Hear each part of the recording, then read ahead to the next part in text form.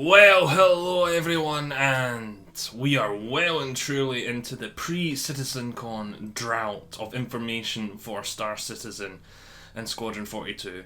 And so, it would be a really stupid time for someone to start up their Star Citizen information and talking videos and just any Star Citizen content at all, wouldn't it?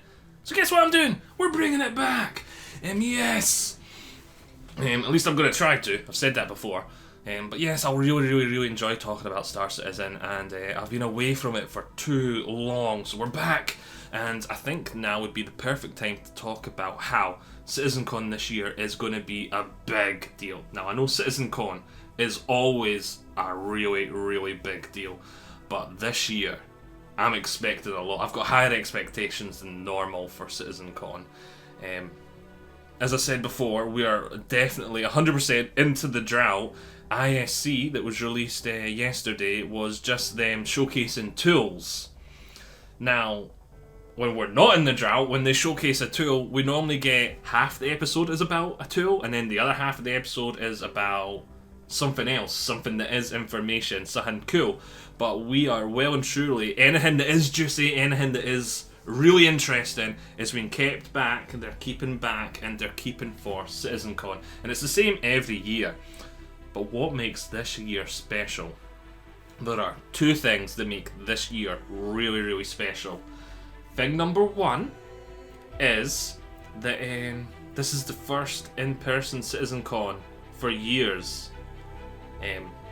It's just been online. It was like online last year. It's the first in-person one in years, so it's the first actual convention, not just a stream. And they're pulling out all the stops. They've got a big huge venue, they've got this, that and the next thing.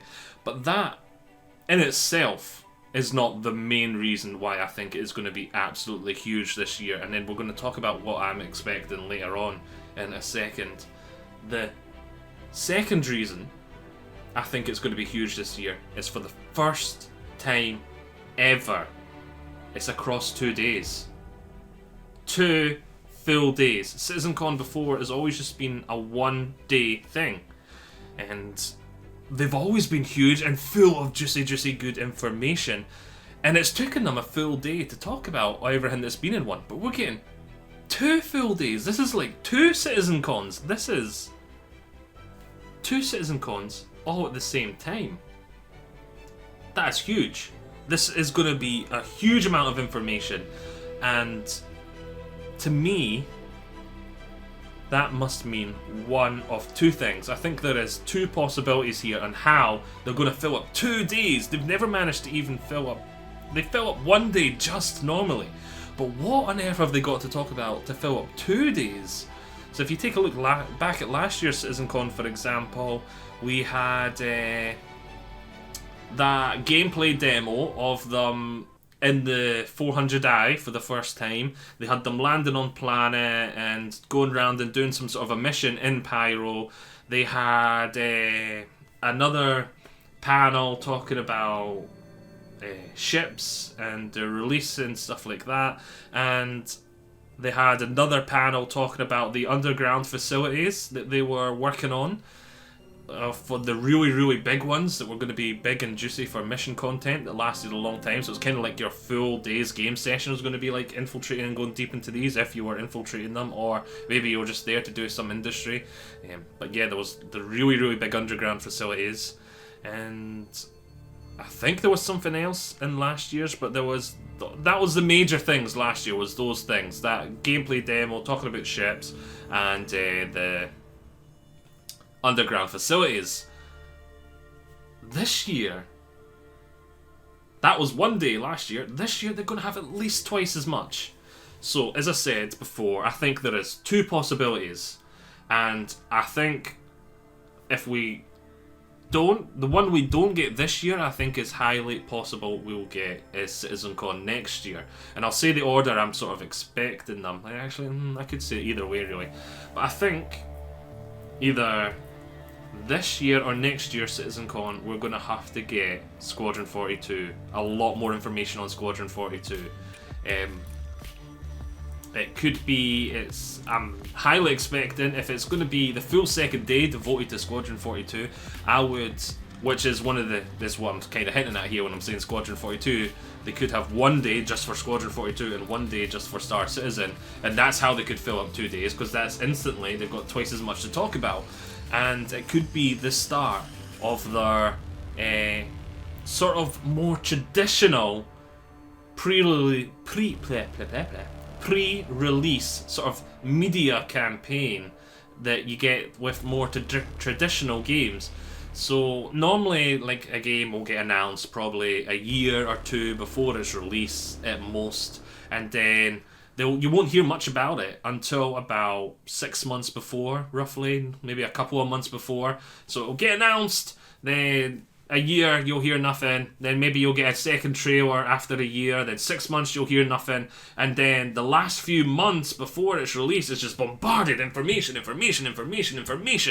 So I expect that when we do start hearing about Squadron 42, it's going to be the start of this sort of media campaign to advertise the game a lot before its release, and I'm expecting that to either be this Citizen Con or next Citizen Con will be the start. The sort of, if you remember Starfield earlier on this year, what convention was it? I think it was the Xbox showcase. They had a really Starfield, the start of the Starfield's big media push was probably that convention. They'd shown tits and bobs before, which you could argue was the start, but this was the big 45-minute juicy panel talking about Starfield in its total, and I'm expecting something like that for Squadron 42 either this year or next year. So that could be why Citizen Con is so big this year, and if you were a betting man, that is really, really good odds on why Citizen Con is double the size this year, because they have a full day just devoted to Star Citizen and then a full day devoted to Squadron 42, and they'll have lots and lots to talk about. Don't think they wouldn't have a full day's worth to talk about when it comes to Squadron 42, as remember, they have said for years and years, they have said that they are keeping pretty strong on Squadron 42 because they want you to have the vast majority of the experiences they want you to experience as you're playing it for the first time. They don't want to spoil it. They're trying to avoid spoilers, which makes sense. If you're going to be spending years and years talking about a game, you're going to have to be pretty quiet about it if you want to avoid the spoilers. So they need to save the big juicy stuff for showcasing and their sort of media hype build-up. They can't showcase that early because then they'll have nothing to do, the big juicy thingy, and the same spoilers. So you can see what I'm trying to say here. They've got to keep the lid on it as much as possible, so they've got actual something that is not spoilery to go, boom, look at this, get excited, it's coming out soon. So yeah, I think they'll easily have a full day's worth of content to talk about if it is Squadron 42. Now, I did say earlier that I think there is two possibilities, and the second one is, just like a Squadron 42 announcement, it will be 4.0's release date announcement. Now, if you take a look at the roadmap right now, not the ones that shows the teams and what they're working on, the really detailed one, I mean the release view one, we're basically at the end of the roadmap. What comes next? Now, we know they've been working towards 4.0 for a long time, and they've been wanting to get 4.0 out for a long time. They've been wanting us to have our hands on Pyro, and they didn't want to just shoehorn it in like how some people suggested, how when you log in for the first time, it's like, which planet do you want to start on? And some people suggested just have multiple servers running, and so every time you log in, it's like, do you want to go to a Pyro server, or do you want to go to a Stanton server? A lot of people really suggested that, and they were just like, no, we don't want that. We don't want to shoehorn it in and build ways to implement that are just going to be redundant in 6 months. We want, if we're putting it in, we're doing it right, and we're doing it the first time. We're not just creating extra work just so we can shoehorn it in that wee bit earlier. They've been saying from the start they want to get it in, they want to get the travel in between the two working perfectly. So of course at the end of the day it's still going to be different servers and you're jumping between the servers, but when you log in, you're choosing which one to go to, kind of thing. They didn't want that. They didn't want to have to implement that. They didn't want to have to work on that as a system.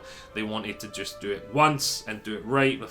And obviously they'll have to implement and fine tune it as time goes, but they didn't want to work on something they knew they weren't going to need, so to speak. And I've kind of got sidelines going off on a tangent here about why they didn't want to implement Pyro yet, but it kind of works, because I'm about to say they've had a lot of Pyro ready to go for years. Well, at least a year, we'll say. Because we've seen Citizen Con last year. That was the thing I forgot. They did have another panel earlier on. Citizen Con last year, they had a panel talking all about the planets of Pyro. And we've seen every planet on Pyro, I think. We've seen a lot of the moons too. And we've seen a lot of what the planets look like, what they're going to be like. Like that one in the gameplay demo had that sort of beautiful grass. It was the different colour, and it had sort of like the red soil, and it was blue grass, was it? Or was it yellow? I can't remember. I just remember it was different now. Oh well. You know, sure, yeah. I'll see if I can find some footage, and I'll probably be playing in the background if I've done my job right. But yeah. We've seen other ones. It was like the ones with the rock spires and the sort of, it was beautiful. Lots of the planets on Pyro look beautiful. So we know Pyro is rare and ready to go. So it could be that we have a full second day just talking about Pyro and how 4.0 is like one of the panels on day one. They could go 4.0 is coming at the Q1 next year or Q4 this year, because we don't have that really. It's a good speculation. We're again, call back to what I was talking about earlier, how we had the roadmap is at the end of the line. The reason I said that is because I was meant to come on to this point, which I'm making now, and kind of getting sidetracked and going off on tangents here. But hopefully you're bearing with me. But the reason we brought up that roadmap, we're at the end of the roadmap, is because it would be very easy for them to say, right, we're planning to put Pyro here. And because it's such huge and hype-inducing noise that 4.0 is finally going to be here, either Q1 next year, or Q4 this year, or Q2 next year, whenever it is, they think it's going to be ready for. And they've probably got the roadmap cut off now, because the original plan was almost definitely Q4 this year. But whether they're going to make that original planned deadline, I don't know. They probably won't, knowing Star Citizen, but then knowing how life works, there's always delays, there's always unexpected roadblocks. That's just the way life is. That's why a lot of the time stuff slips and gets moved back. People are like, CIG are terrible. It's like, no, that is life. You cannot plan for everything. No plan survives contact with the enemy. And there's always unexpected delays. It's why houses are always take longer to build than they expect. It's why game development often gets delayed by a year or two, and it's literally, it's just life. You can't expect the unexpected, and yeah. So the original plan almost definitely was Q4 this year. That's why the roadmap ends basically now, and yeah, what was it, Q1 next year? I wouldn't be surprised if it slipped to them. I wouldn't even be surprised if it's Q2 next year. I'd be starting to get surprised if it's Q3 next year, if this is the plan, like so to speak, because it's either 42 or this is 4.0. Could be both. Could have a full day just talking about 4.0 and a full day talking about Squadron 42, though I wouldn't get my hopes up that much. I'd expect one to be Citizen Con this year, then the other to be Citizen Con next year. What was the point I was making before that? Because there was a point I was meant to go back before I started going off on a tangent again, but I think I've forgotten it. But yeah. Nope, I think I said everything. Roadmap, yeah.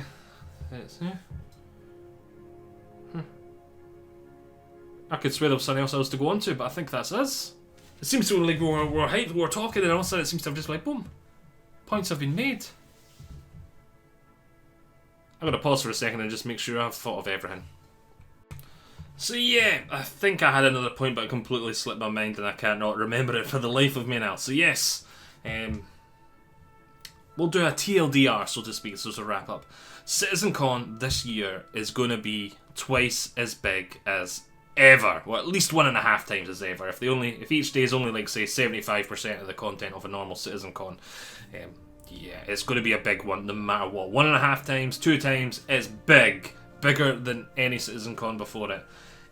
So they're going to have some big, juicy information to talk about. And they do on a normal Citizen Con. So Citizen Con is, it's going to be so big and so juicy. And it's going to be well worth the information drought we are in now. And there's no doubt in my mind that Citizen Con is going to be very, very juicy this year. And I am 80% sure it's going to be about one of those two things. Either Squadron 42 is the start of Squadron 42's big media campaign, or 4.0's release. The start of 4.0's big media campaign, though it's not really going to be much of a media campaign, but it's going to be like its equivalent. So yes, I hope you have all enjoyed my rambles. I love talking about Star Citizen. I really need to start doing these more often. Just turn it on the screen, ramble for 10 minutes, and really enjoy hearing back as well, seeing if you guys agree, if you guys have thoughts or feelings of what have you thought of anything I haven't. It is one of the main reasons I make these, is just because I love the narrative of to's and fro's. What can we work out? Can we understand what CIG is doing and why? And yeah, just talking Star Citizen. An extra excuse to talk Star Citizen is always a good thing. So hope you have all enjoyed this, and I shall see you all next time. Bye.